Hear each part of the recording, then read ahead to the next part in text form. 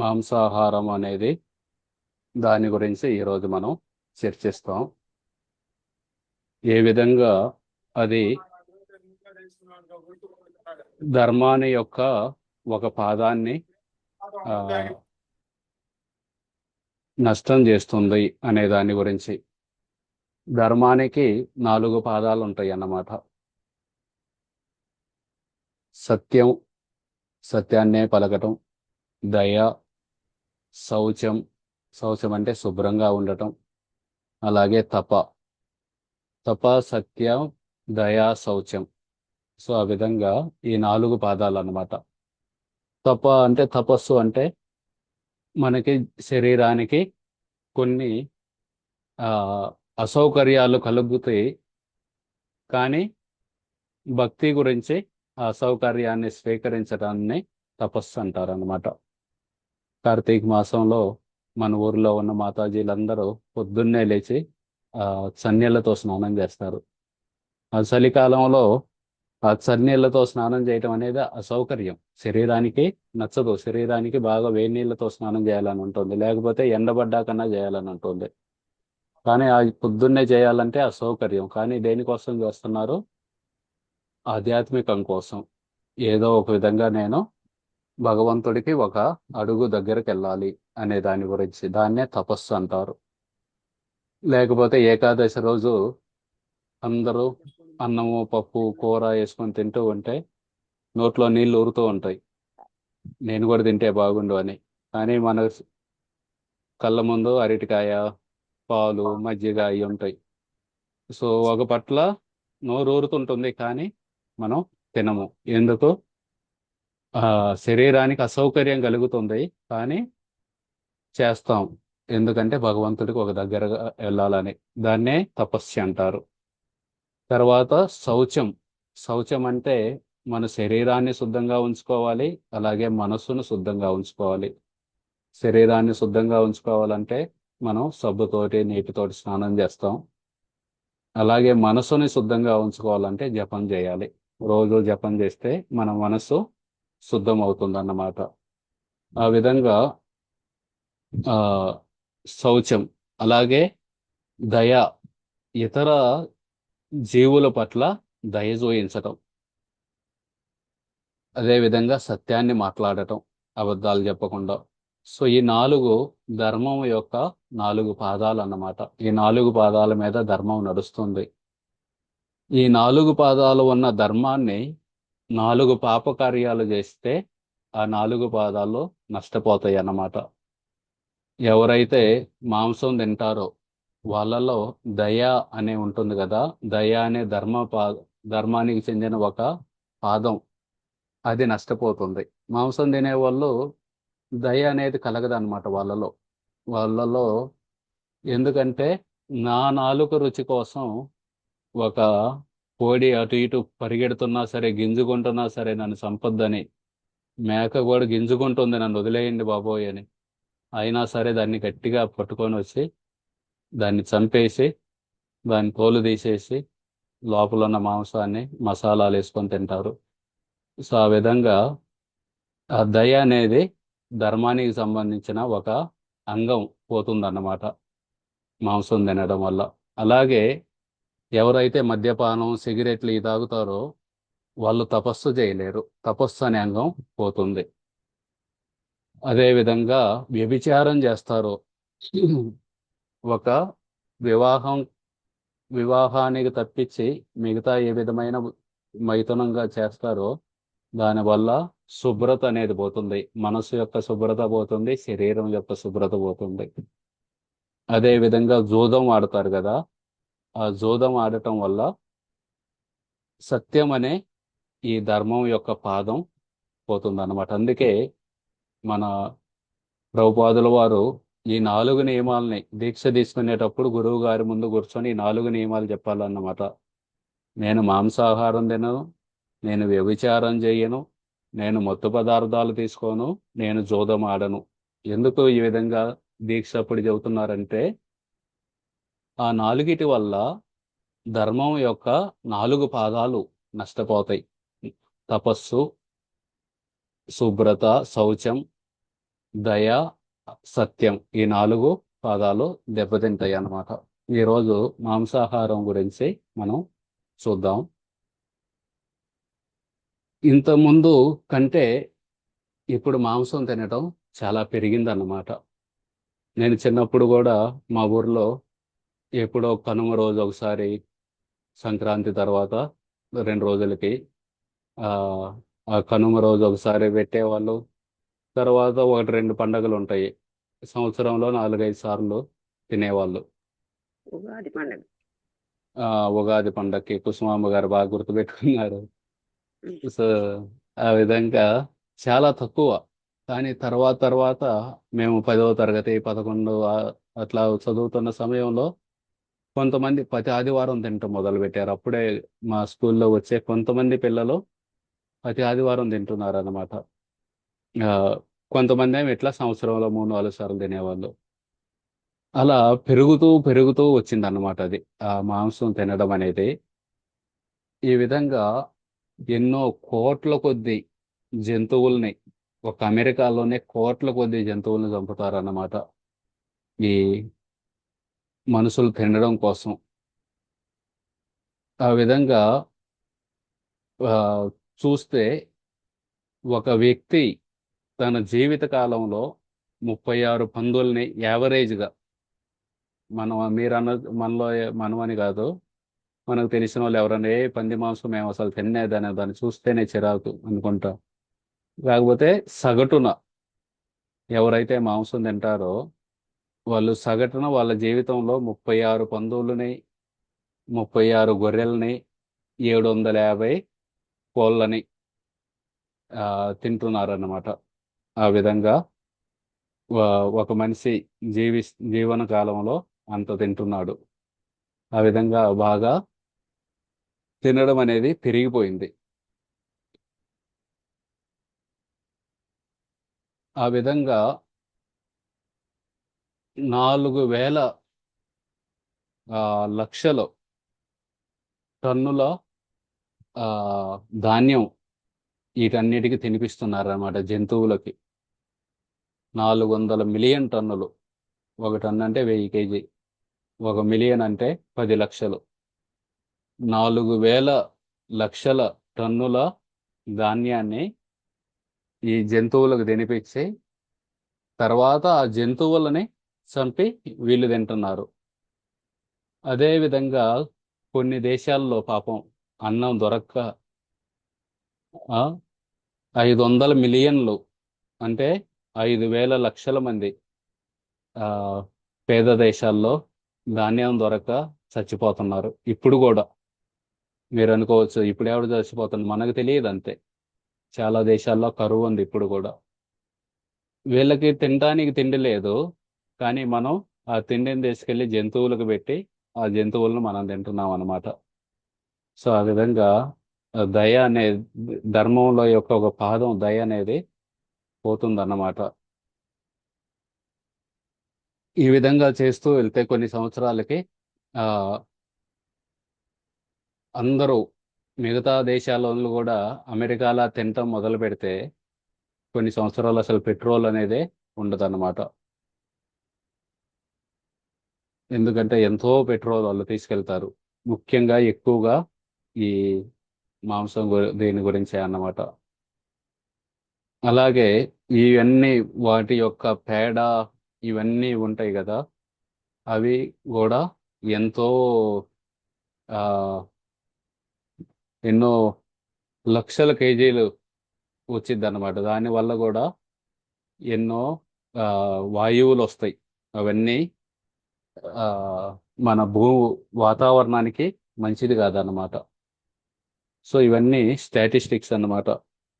ఇక్కడ చూడొచ్చు ఈ ఫోటో పక్కన చూస్తే ఒక పిల్లవాడు పాపం కరువు కరువుతోటి అన్నం దొరక్క అక్కడెక్కడో ఒక గంజి కేంద్రాలు పెట్టారన్నమాట. మీరు గనక ఇక్కడికి వస్తే గవర్నమెంట్ వాళ్ళు గంజి పోస్తున్నారు అది తాగందని.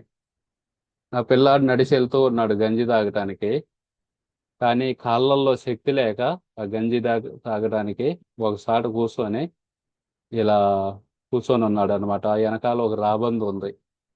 ఎదురు చూస్తుంది అన్నమాట. ఈ పిల్లాడు కనుక చచ్చిపోతే నేను తిందామని. ఈ ఫోటోని ఒక ఆయన తీశాడు అనమాట. ఇది ఒక దేశంలో, ఒక కరువు దేశంలో. ఆ ఫోటో తీసిన ఆయన కొన్ని సంవత్సరాలకి ఆత్మహత్య చేసుకున్నాడు. ఎందుకంటే ఈ ఫోటో ఆయన్ని మళ్ళీ మళ్ళీ ఎమ్మటపడుతుంది అన్నమాట.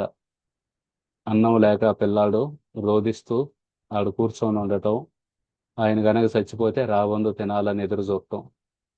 సో ఆ విధంగా ఎంతో మంది సరైన తిండి లేక చచ్చిపోతున్నారు ఇప్పుడు కూడా. అదే గనక అమెరికాలో వాళ్ళు కనీసం వాళ్ళు మాంసం తింటున్నారు కదా, ఆ మాంసంలో 10% తగ్గించుకున్నా సరే మనం ఆ 10 కోట్ల మందికి తిండి పెట్టచ్చు అన్నమాట. అంత తేడా వచ్చింది. ఎందుకంటే ఒక ఎకరం లో పండించే దాన్ని మాంసం కోసం ఉపయోగిస్తే, అలా కాకుండా డైరెక్ట్గా ఆ గింజల్ని జంతువులకు పెట్టి ఆ జంతువులను మనం తింటే చాలా తక్కువ ఆహారం వచ్చింది. కానీ అవే డైరెక్ట్ గింజల్ని మనుషులకే పెడితే ఎంతో మంది తినచ్చు అన్నమాట. ఆ విధంగా అమెరికా వాళ్ళు గనక వాళ్ళు తినే మాంసంలో 10% తగ్గించుకున్నా సరే 10 కోట్ల మంది ఆ అన్నం పెట్టచ్చు అన్నమాట. సో ఆ విధంగా ఈ మనం చూడొచ్చు అన్నమాట. ఏ విధంగా మనం తినడం వల్ల, మాంసం తినడం వల్ల కరువు అనే దానికి కూడా ఒక రకంగా ఆ సో ఆ విధంగా ఎంతో కరువుకి కారణం అవుతున్నారు మాంసం తినే వాళ్ళ వల్ల.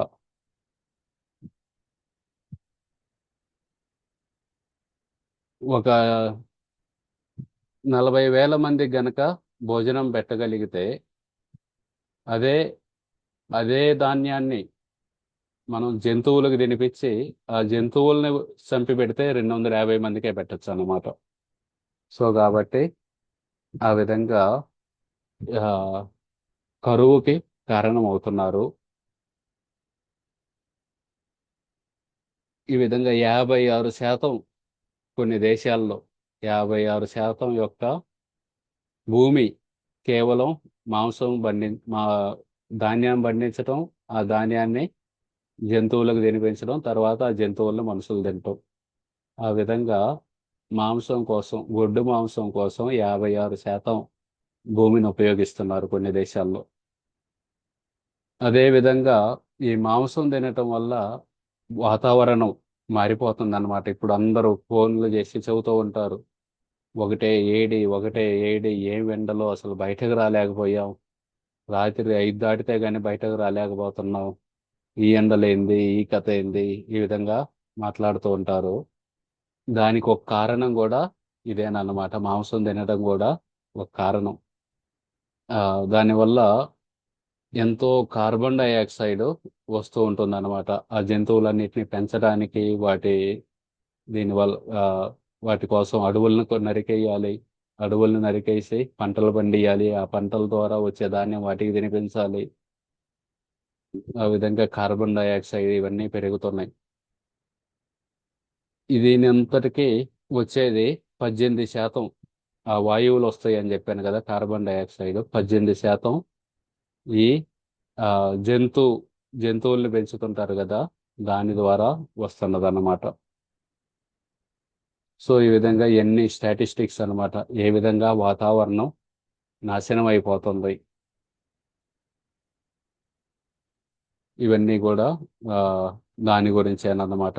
ఎన్విరాన్మెంట్, వాతావరణం ఏ విధంగా ఆ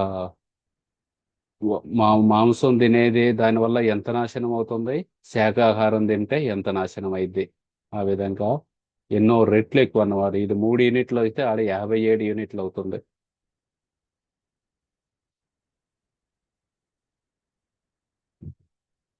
సో ఈ విధంగా ఇవన్నీ కూడా స్టాటిస్టిక్స్ అన్నమాట. ఆ, ఈ విధంగా వాతావరణాన్ని, అడవులన్నీ నరికేస్తున్నారు. ఆ, ఎందుకంటే పంటలు పండించాలి, ఆ పంటల్లో వచ్చిన దాన్ని జంతువులకు తినిపియాలి కాబట్టి. దానివల్ల మిగతా జంతువులన్నీ చనిపోతున్నాయి. అడవుల్లో ఉండే ఆ మిగతా జంతువులు ఉంటాయి కదా, అవన్నీ చనిపోతున్నాయి. అవన్నీ చనిపోతే సమతుల్యత అనేది ఉండదన్నమాట. బ్యాలెన్స్ అనేది తగ్గిపోయింది.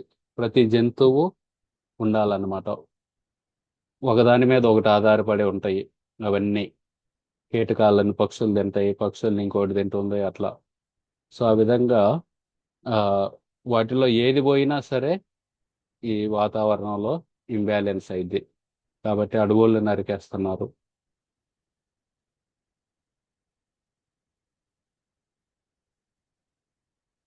అలాగే వాటి నుండి వచ్చే ఆ మూత్రము, మలము వాటి ద్వారా కూడా ఎంతో ఆ ఇది నాశనం జరుగుతుంది.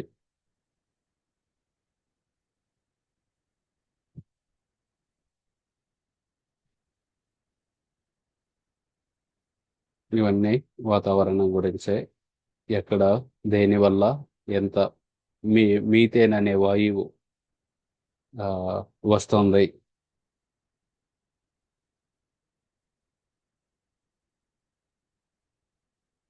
అదే విధంగా క్యాన్సర్ ఆ 3 రెట్లు ఎక్కువ ఉంటుందన్నమాట. అదే విధంగా ఎవరైతే రోజు గుడ్లు తింటారో వాళ్ళల్లో 2.8 రెట్లు ఎక్కువ అన్నమాట క్యాన్సర్ రావడానికి.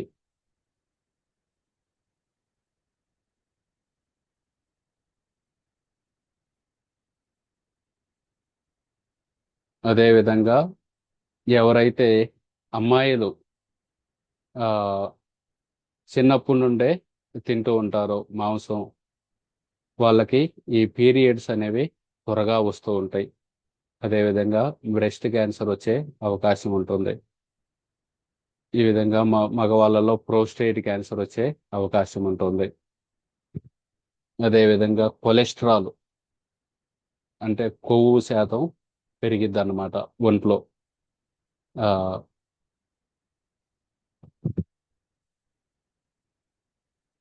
ముఖ్యంగా అమెరికాలో, ఇవన్నీ అమెరికాలో వాళ్ళు చేసిన రీసెర్చ్ నుండి ఇవన్నీ మీరు అనుకోవచ్చు, ఏదో చెబుతున్నారులే ఇవన్నీ ఈ అబ్బాయి చూసాడా అయిందని.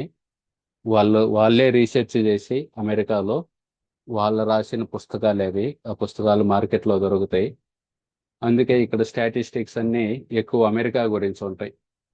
భారతదేశం గురించో లేకపోతే ఏ రష్యా గురించో ఉండవు. ఎందుకంటే ఇవన్నీ రీసెర్చ్ వాళ్ళే చేశారు. వాళ్ళ దేశం మీద వాళ్ళే రీసెర్చ్ చేసుకొని వాళ్ళు రాసిన పుస్తకాలు అన్నమాట.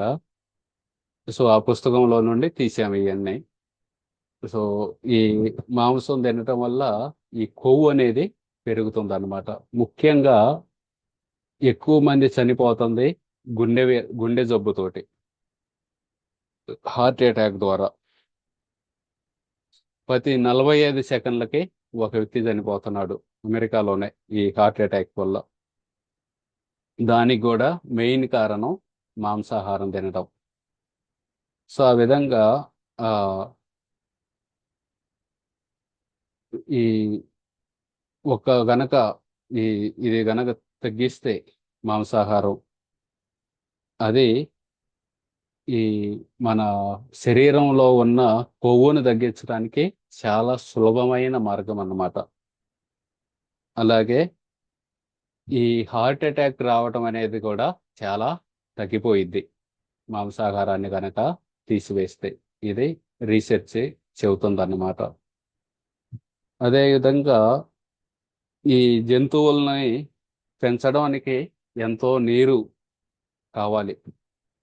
అంటే మనం అనుకోవచ్చు ఇంట్లో ప్రతి ఒక్కరికి కష్టం ఉంటుంది, 4-5 బరిగొడ్డు ఉంటాయి, దానివల్ల కాదు. ఏదో లక్షల కొద్ది ఆవుల్ని పెడతారనమాట. ఒక్కొక్క చోట 1,00,000 ఆవులు ఉంటాయి. వాటన్నిటిని ఒక ఏజ్కి రాగానే పాలు తీయటం, ఒక ఏజ్కి రాగానే వాళ్ళంటిని పంపించేస్తారు. వరుసగా నరిగేసి వాటన్నిటిని ప్యాకింగ్ చేసి చూడటానికి నీట్గా ఉంటుంది. లోపల ఆవుల యొక్క ఆ, దుఃఖం ఉంటుంది అన్నమాట. ఆ విధంగా ఎంతో నీరు కూడా వృధా అయిపోతుంది వీటికి ఆ, పెంచడం కోసం.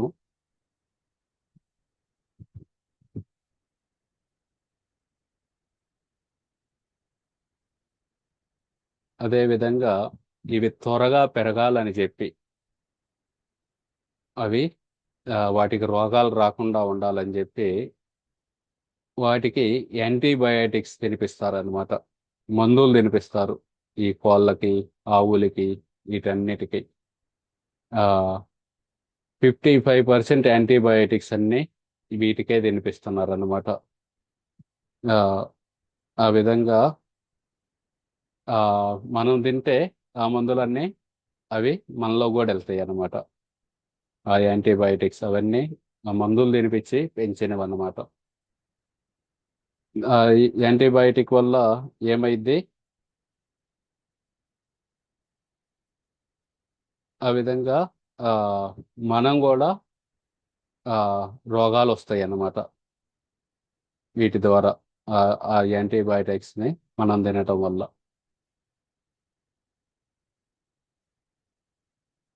సో అదే విధంగా ఎవరైతే చిన్నప్పటి నుండి శాకాహారం ఉంటారో వాళ్ళు హాస్పిటల్కి వెళ్ళటం 22% తక్కువ అనేది సర్వే చెబుతుంది. ఆ, అలాగే మాంసం తినే వాళ్ళకంటే శాకాహారులు ఎక్కువగా ఫిట్గా ఉంటారు అనేది కూడా సర్వేలో చెబుతున్నారు అనమాట. మీరు అనుకోవచ్చు ఇవన్నీ ఓన్లీ శాకాహారం తింటే బలం ఎలా వచ్చిందండి, బలం కావాలంటే మాంసం తినాలి కదా అని అనుకుంటాం. కానీ చాలామంది గోల్డ్ మెడల్ కట్టారు ఈ ఆటల్లో, క్రీడల్లో. వాళ్ళందరూ కూడా శాకాహారం. ఇప్పుడు విరాట్ కోహ్లీ అని పెద్ద క్రికెటర్, ఇప్పుడిప్పుడే ఆయన ఐపీఎల్ బెంగళూరు గెలిచిందన్నమాట. దాంట్లో ఉన్నాడు ఆయన. అది అయిపోగానే ఆయన బృందావనం వెళ్ళి ప్రేమానంద్ మహారాజ్ దగ్గరికి వెళ్ళి ఆశీర్వాదం తీసుకున్నారు. ఆయన ఫాలో అవుతారనమాట. వాళ్ళందరూ రాధే రాధే అని జపం చేస్తారు రోజు. ఆయన కూడా చేతిలో కూడా కౌంటర్ ఉండేది, జపం చేస్తూ ఉంటాడు. కొన్ని సంవత్సరాల క్రితం ఆయన మాంసం తినడం వల్ల శరీరంలో ప్రోటీన్ ఎక్కువయ్యి ఆ ప్రోటీన్ ఆయన ఎముకలను తినటం మొదలుపెట్టింది అన్నమాట. ఆయన ఏ ప్లేట్లో తింటున్నాడో ఆ ప్లేటే ఆయన తినడం మొదలు పెడుతుంది. సో వెంటనే ఆయన ఎలర్ట్ అయ్యారనమాట. ఏంది, ఎందుకు జరుగుతుందని చివరికి చెప్పారనమాట, నువ్వు శాకాహారిగా మారని. శాకాహారిగా మారారు. వెంటనే ఆరోగ్యం కుదుటపడిపోయింది. ఇప్పుడు కూడా మంచిగా ఆడుతున్నాడు. ఎన్నో సెంచరీలు కొట్టాడు. సో మనం ఆ విధంగా అనుకోకూడదు. మాంసం తినకపోతే బలం ఉండదు. ఏనుగు ఏం మాంసం తింటుందండి అంత బలం ఉండటానికి? అది తింటుంది ఏ ఈ గడ్డి, ఆకులు, ఇవి తింటుంది. మరి దానికి బలం ఉంది కదా. సో మాంసం తినాల్సిన పని లేదు బలం తెచ్చుకోవడానికి. సో ఆ విధంగా ఆ, వాటి యొక్క అమెరికాలో ఈ వీటినైతే చంపారు. ఈ వధశాలలు ఉంటాయి కదా, జంతు వధశాలలో. వాటిలో ఆ, వీళ్ళు టెస్టింగ్ కూడా చేస్తే ఆ పాలలో కూడా చాలా ఇది ఉందన్నమాట, టాక్సిన్స్. ఎందుకంటే వాళ్ళన్నీ ఈ మెడిసిన్స్ అవన్నీ పెడుతూ ఉంటారు కదా, దానివల్ల ఆ పాలలో కూడా కెమికల్స్ వస్తూ ఉన్నాయి అన్నమాట.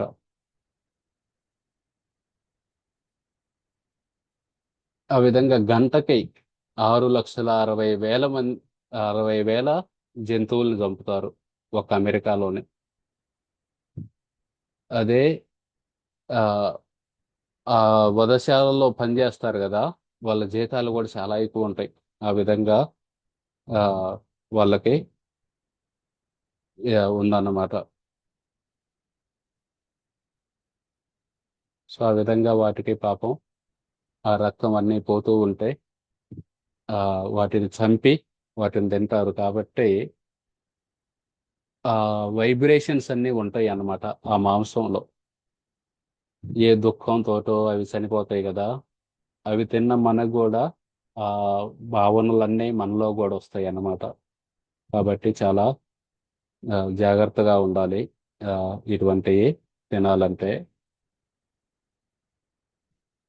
కాకపోతే కొంతమంది అంటారు మనకి ఈ పదునైన పళ్ళు ఉన్నాయి కదా, ఆ చీల్చడానికి, అవి మాంసం తినడానికి ఇచ్చారేమో అని. ఆ అట్లా ఏం కాదన్నమాట. ముఖ్యంగా ఈ మనకి ఏవైతే జంతువులు మాంసం తింటాయో అవి నాలుక ద్వారా చెమటని వదులుతాయి అన్నమాట. అందుకే కుక్కను చూశారనుకోండి, అది సొల్లు గారుస్తుంది అంటారు కదా, అది నాలిక ద్వారా చెమటని బయటకు పెట్టిద్ది అనమాట. కానీ మనం అదే ఏ జంతువులైతే శాకాహారులు ఉంటాయో అవి శరీరం యొక్క రంధ్రాల ద్వారా, చర్మం మీద రంధ్రాలు ఉంటాయి కదా, వాటి ద్వారా చెమట బయటకు వచ్చింది వాటికి.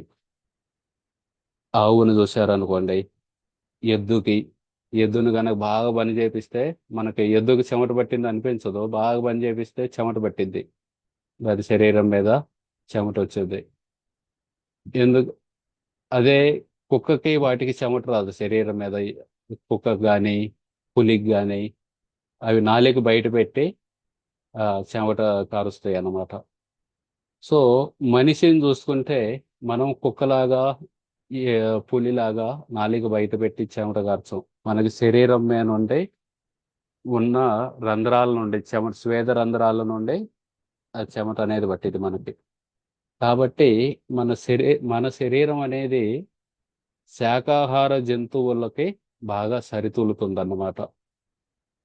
అదేవిధంగా శాకాహార జంతువుల్లో ఎసిడిటీ లెవెల్ తక్కువ ఉండేది, మాంసాహార జంతువుల్లో ఎసిడిటీ లెవెల్ చాలా ఎక్కువ ఉంటుంది. ఈ పులి, సింహం వీటిల్లో మన ఎసిడిటీ శాకాహార జంతువులతోటి మ్యాచ్ అయ్యిద్ది అన్నమాట.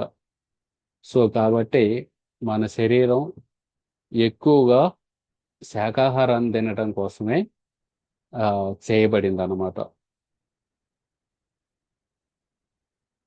సో ఈ విధంగా వీటన్నిటిని మనం చూడొచ్చు అన్నమాట. మాంసాహార జంతువులు, శాకాహార జంతువులు కొన్ని రెండూ తింటాయి. మాంసాహారము తింటాయి, శాకాహారం తింటాయి. మరి మనం ఎవరమే, మనుషులం ఎవరమే అనేది చూస్తే, వాళ్ళ ముఖంలో ఉన్న కండరాలు ఉంటాయి కదా, ఫేషియల్ మజిల్స్ అంటారు, అవి ఆ,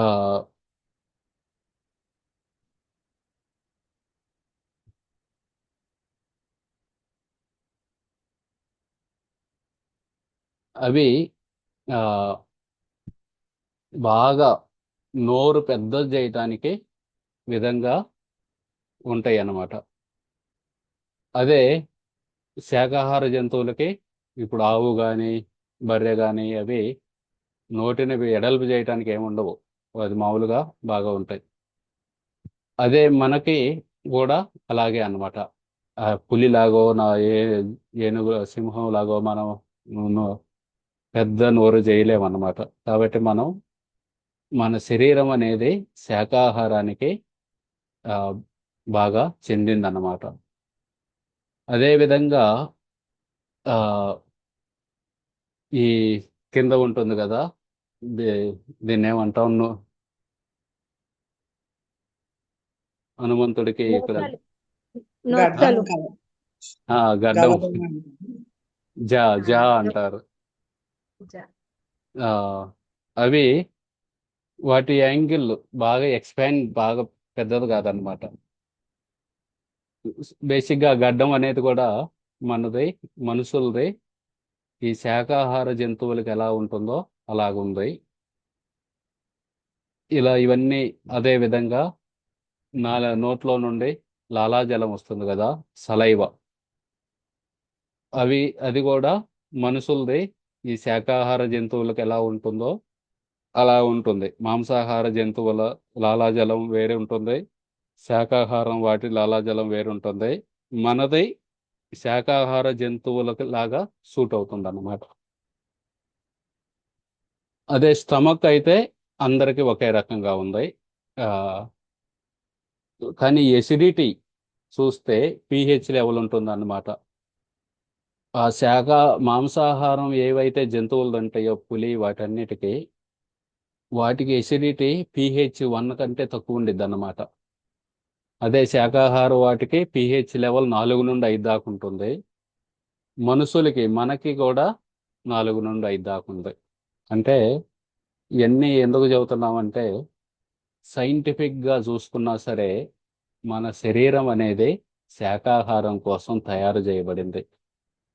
అనవసరంగా బలవంతంగా మనం దాన్ని మాంసాహారం తినిపించినా సరే అది అది దానికోసం తయారు చేయలేదు. ఏదన్నా ఒక కారు ఉందనుకోండి, దాంట్లో పెట్రోల్ పోసే కారు అది. కొన్ని పెట్రోల్ పోసే కార్లు ఉంటాయి, కొన్ని డీజిల్ పోసే కార్లు ఉంటాయి.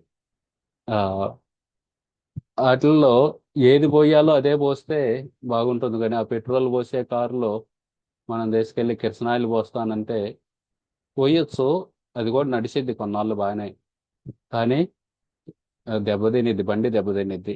అదే విధంగా మనకి భగవంతుడు మన శరీరాన్ని ఈ శాకాహార జంతువుల శరీరానికి సరిపడే విధంగా తయారు చేశారన్నమాట.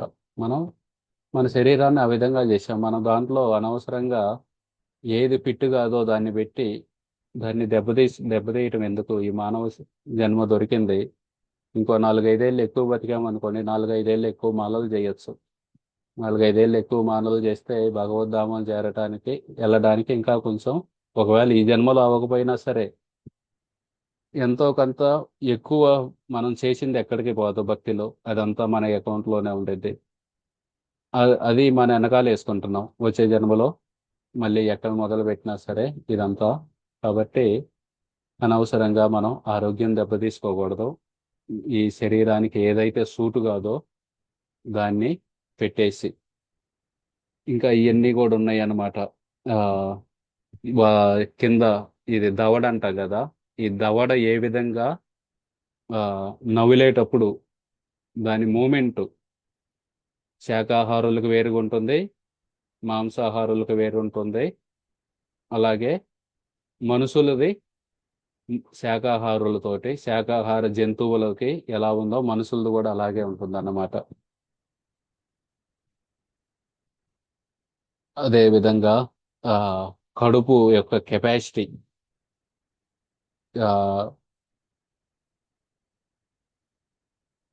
మొత్తం ఈ ఇది ఉంటుంది కదా, జీర్ణకోశం అంటాం కదా, ఆ జీర్ణకోశంలో 60% ఆ ఇదే ఉంటుంది అన్నమాట, కడుపు.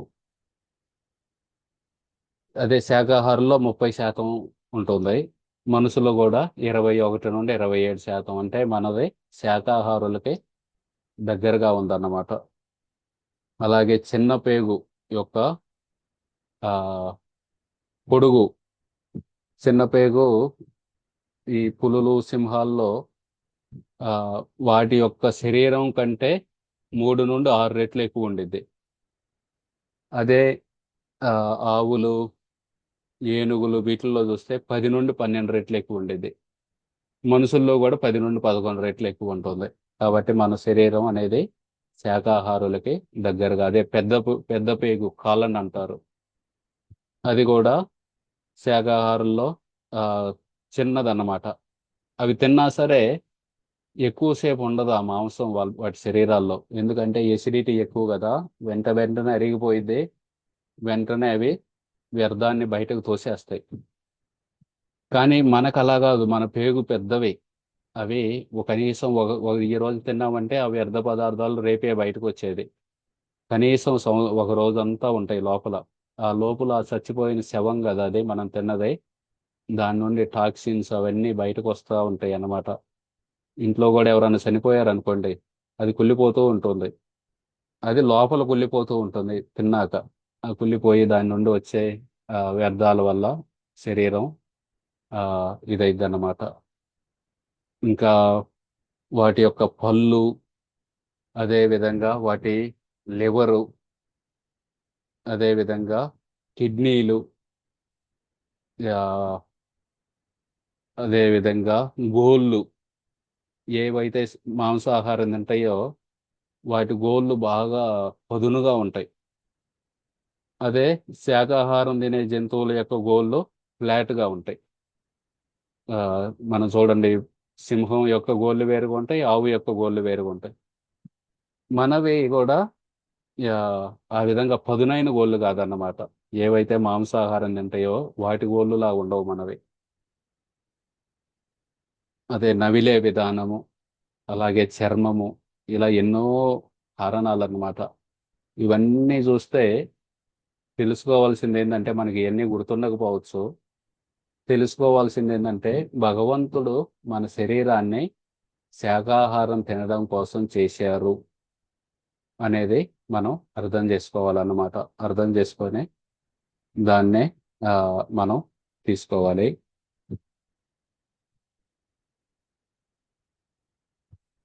సో ఆ విధంగా ఇది మన సొంత ఆరోగ్యం గురించి. అదేవిధంగా ధర్మపరంగా చూస్తే కర్మ అనేది వస్తుంది. జీవుడికి మనం బాధ కలిగించామంటే అది అంతే బాధ మనకు కూడా వచ్చింది అనమాట. ఈ జన్మలో వస్తుందో ఏ జన్మలో వస్తుందో తెలియదు, కానీ కర్మ అనేది తిరిగి వచ్చింది. కాబట్టి ఆ మనం ఈ ధర్మం పరంగా చూసుకున్నా సరే మనం ఈ మాంసాహారం అనేది తీసుకోకూడదు. అలాగే ఈ తమో గుణంలో ఉన్న పదార్థం కాబట్టి మనకి ఆ చైతన్యం అనేది ఉండదన్నమాట. మనకి భగవంతుడి గురించి ఆలోచించాలన్నా, జపం చేయాలన్నా, ఇంకా ఏదన్నా చేయాలన్నా సరే ఆసక్తి అనేది కలగదన్నమాట. ఆ మనం తినే ఆహారం మీద మన చేతన అనేది ఆధారపడి ఉంటుంది, మన ఆలోచన పద్ధతి ఆధారపడింది. మాంసాహారం తింటే మన చేతన కూడా తమో గుణంలోకి వెళ్తుంది. తమో గుణంలోకి వెళ్తే నిద్ర, అలాగే ఆ ఇది బద్ధకం. ముఖ్యంగా ఏం బద్ధకం? ఈ భక్తి గురించి బద్ధకం అన్నమాట.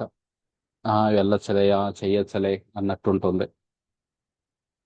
సో ఆ విధంగా మరి శాస్త్రాలు ఏం చెబుతున్నాయండి అంటే, మహాభారతంలో ఈ విధంగా చెప్పారన్నమాట. He who desires to augment his own flesh by eating the flesh of other creatures lives in misery in whatever species he may take his birth. ఎవరైతే మిగతా వాటి జంతువుల యొక్క మాంసం తిని తన శరీరంలో మాంసం పెంచుకోవాలనుకుంటున్నాడో అతను వచ్చే జన్మలో ఏ జన్మ తీసుకున్నా సరే దుఃఖంలోనే ఉంటాడు. అదే మహాభారతంలో ఇంకొక చోట చెప్పారు. Those high souled persons who desire beauty, faultlessness of limbs, long life, understanding, mental and physical strength, and memory should abstain from the act of injury. ఎవరైతే అందం కావాలనుకుంటారో, అలాగే ఆయుష్ ఎక్కువ కావాలనుకుంటారు, అలాగే మానసిక శక్తిని కావాలనుకుంటారు, జ్ఞాపక శక్తి కావాలనుకుంటారో వాళ్ళు మిగతా వాళ్ళకి హాని చేయకుండా ఉండాలి. ఆ, అదే విధంగా గోవు అంటేనే చంపకూడదని అన్నమాట అర్థం. ఆ, ఆ విధంగా మహాభారతంలో చెబుతుంది. గోవు అనే పదానికి అర్థం దేన్నైతే చంపకూడదో అని అన్నమాట. ఆ విధంగా ఆ ఆ గోవుని చంపటం అనేది మహాపాపం అన్నమాట. శాంతి పర్వంలో మహాభారతంలో చెబుతారు. సో ఈ విధంగా ఆ ఎవరెవరికి ఆ మహాభారతంలో అనుశాసన పర్వంలో వస్తుంది అనమాట, ఎవరెవరికి పాపం కలుగుతుంది అనేది. The purchaser of flesh performs himsa, violence is wealth. ఆయన యొక్క ధనము. He who eats flesh does so by enjoying its taste. The killer does himsa by actually trying and killing the animal.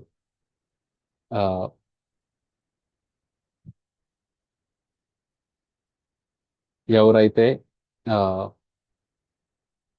కొనుక్కోవటానికి వెళ్ళారో, ఎవరైతే దాన్ని చంపారో, ఎవరైతే కొన్నారో, ఎవరైతే దాన్ని అమ్మారో, ఎవరైతే వండారో వీళ్ళందరికి కూడా ఆ, వస్తుంది. కాకపోతే కొంతమంది ఆ, బలవంతంగా వండాల్సి వస్తుంది మాతాజీలకి. ఇక్కడ కూడా చాలా మందిని చూశాను. ఆ, వాళ్ళు తినరు పాపం, మాల కూడా చేసుకుంటారు బాగా. కానీ వాళ్ళు ఉన్న కుటుంబ పరిస్థితుల వల్ల వండాల్సి వస్తుంది. సో అదేమి ఆ, ఇబ్బంది కాదు. వీ వీలైనంత వరకు ప్రార్థన చేయండి ఆ పరిస్థితి నుండి బయటపడాలని చెప్పి. ఆ,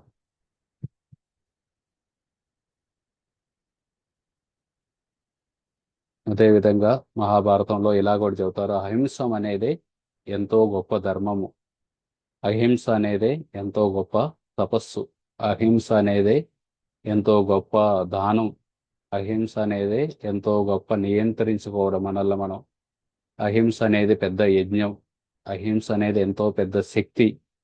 అహింస అనేది నిజమైన మిత్రుడు. అహింస అనేది నిజమైన సత్యం. అహింస అనేది నిజమైన బోధన.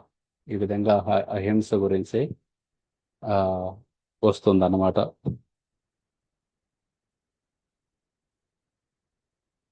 సో ఈ విధంగా ఆ బైబిల్లో కూడా చూసుకుంటే genesis 9:45, but flesh with the life thereof, which is the blood thereof, shall ye you not eat, and surely your blood of your lives will I require, yet the hand of every beast will I require it. So ఇక్కడ కూడా అదే చెబుతున్నారు అన్నమాట. దు- ఆ మాంసం అనేది తినగాకు అని. కానీ వాళ్ళు ఏంటంటే ఇంకో చోట ఇచ్చారు ఎక్కడో తినమని అని చెప్పి దాన్ని పట్టుకొని చూస్తారు, కానీ ఎక్కడైతే తినద్దని చెప్పారో అవి చూడరు అన్నమాట. ఈశాయ 1:11-15 ఇందులో కూడా చెప్పారనమాట. ఎందుకు నువ్వు ఇన్ని బలులు నాకు ఇస్తున్నావు అని భగవంతుడు చెప్పి ఆ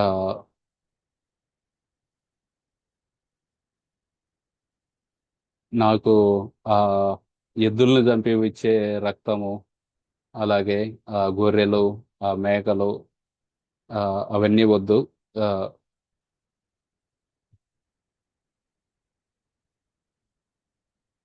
ఆ విధంగా చేస్తే నువ్వు చేసే ప్రార్థన నేను వినను, ఐ విల్ నాట్ హియర్ అని చెబుతున్నారనమాట. ఎందుకంటే నీ చేతులు రక్తంతో ఉన్నాయి కాబట్టి. సో వీటన్నిటిని, అలాగే లెవిటికస్ 17:10, అందులో అలాగే 3:17,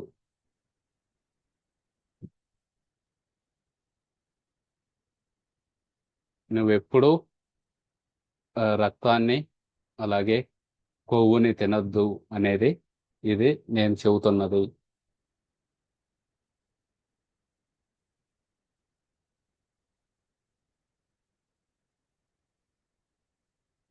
ఎవరైతే ఈ రక్తాన్ని తాగుతారో వాళ్ళకి నేను ఎప్పుడూ దూరంగా ఉంటాను.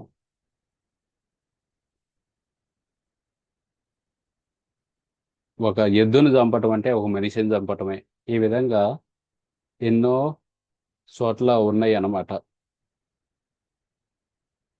ఆ విధంగా ఆ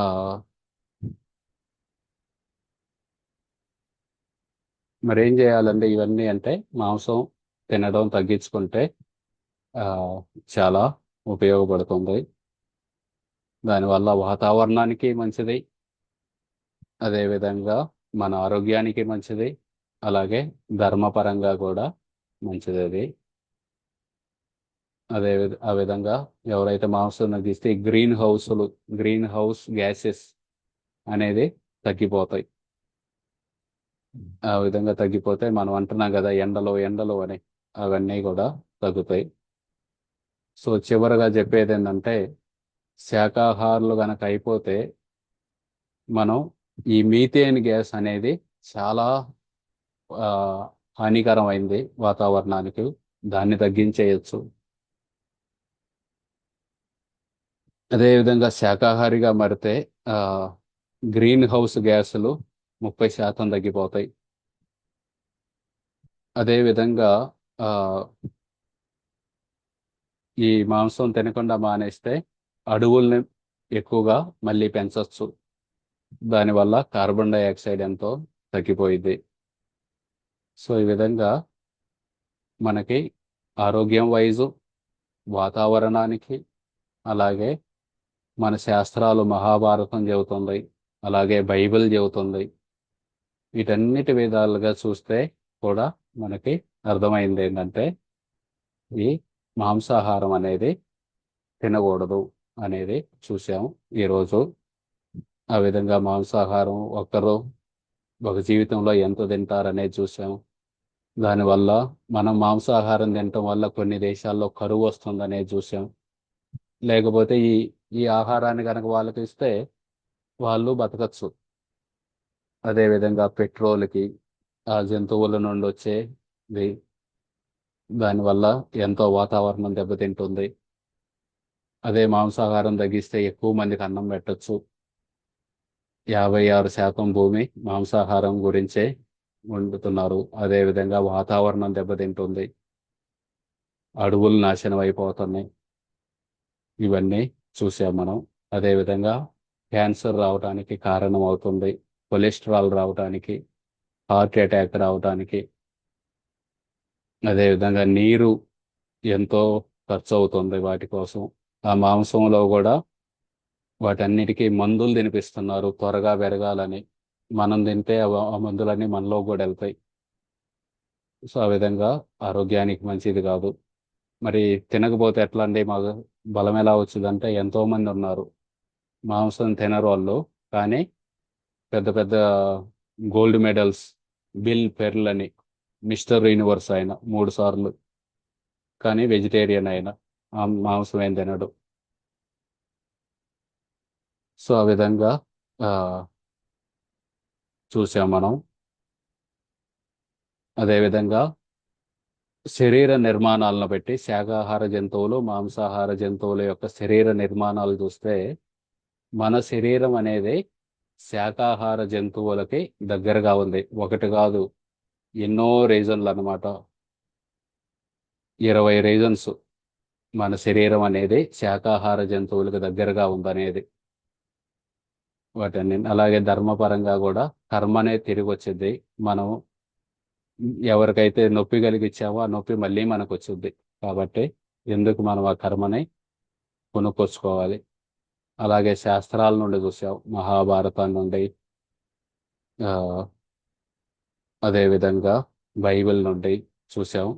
శాస్త్రాలు కూడా మాంసం తినొద్దనే చెబుతున్నాయి. సో కాబట్టి మనం ఆ, అన్ని విధాలుగా నష్టమే జరుగుతుంది. కాబట్టి వీలైనంత వరకు దాన్ని తగ్గించుకుంటే మనకి ఎంతో లాభం అన్నమాట. ధర్మానికి ఉన్న 4 పాదాలు ఏంటి? తపస్సు, శౌచం, తపస్సు, శౌచం, సత్యం, దయ. దయ. దయా, సత్యం, తప, శౌచం. దయా, సత్యం, తప, శౌచం.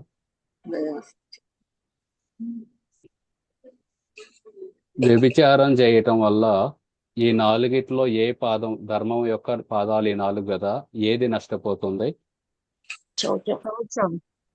శౌచం అనేది నష్టపోతుంది. శౌచం. అదే జూదం ఆడటం వల్ల ఏమి నష్టపోయింది? ధర్మం.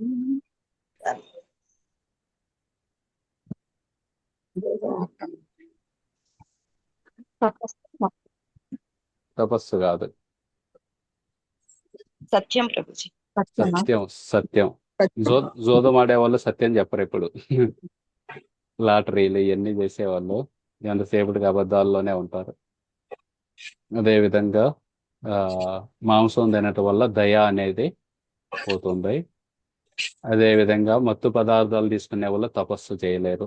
ఆ విధంగా ఈ 4 అంగాలు 4గిటిని దెబ్బతీస్తున్నాయి అన్నమాట.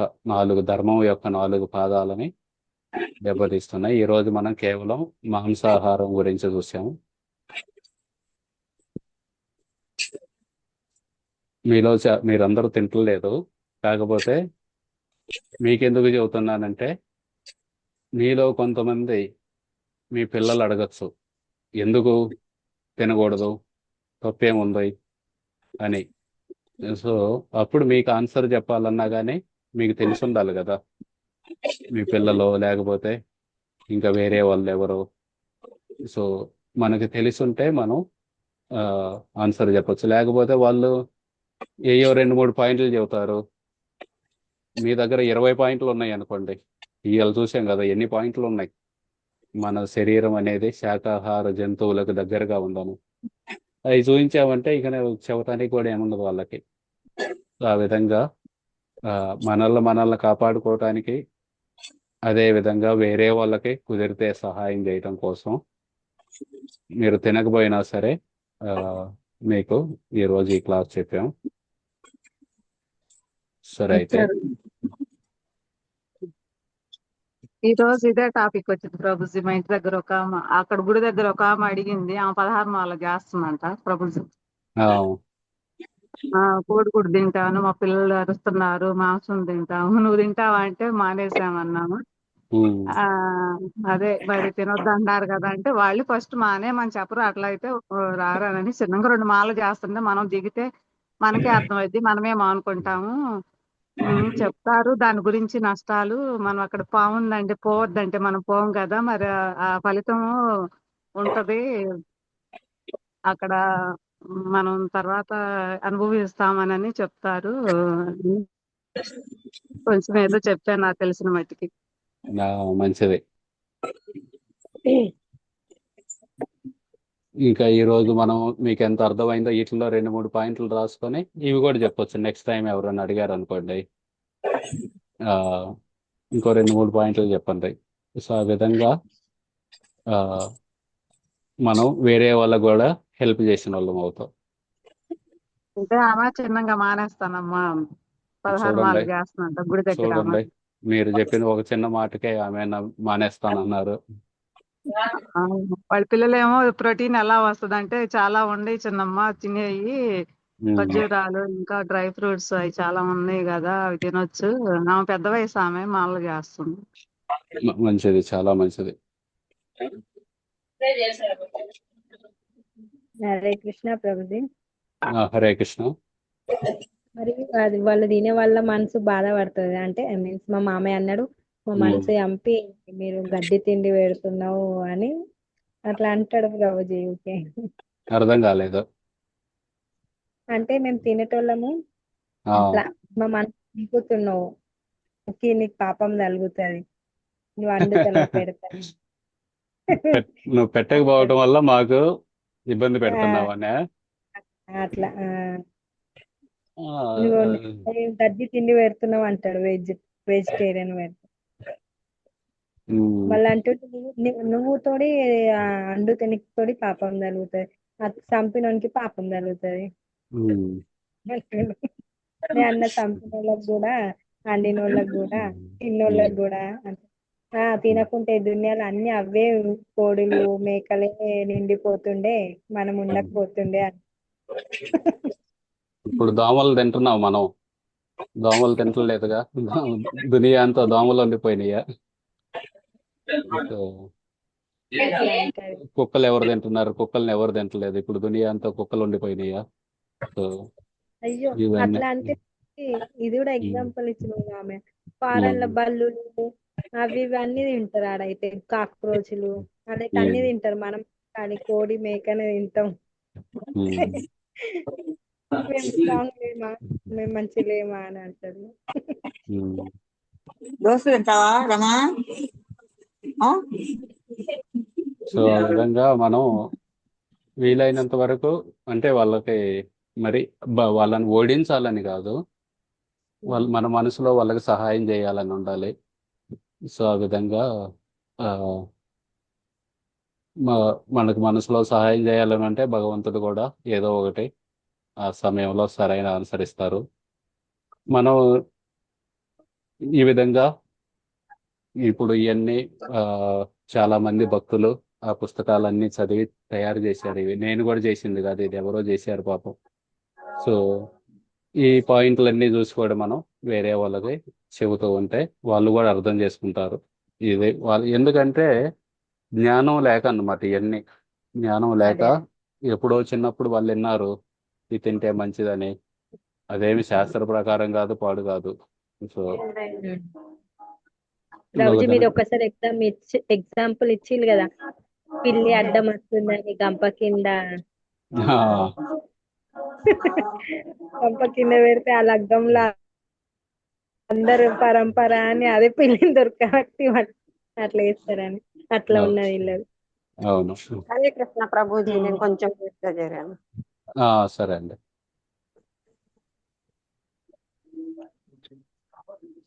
సరే అయితే ఇప్పుడు మనం జపం బేసిక్గా ఇవన్నీ చేస్తుంది ఎందుకో చివరికి భగవంతుని ప్రేమించడం కోసం. భగవంతుని ప్రేమించడానికి సులభమైన మార్గం జపం చేయడం. ఇప్పుడు ఒక మాల జపం చేద్దాం. సరే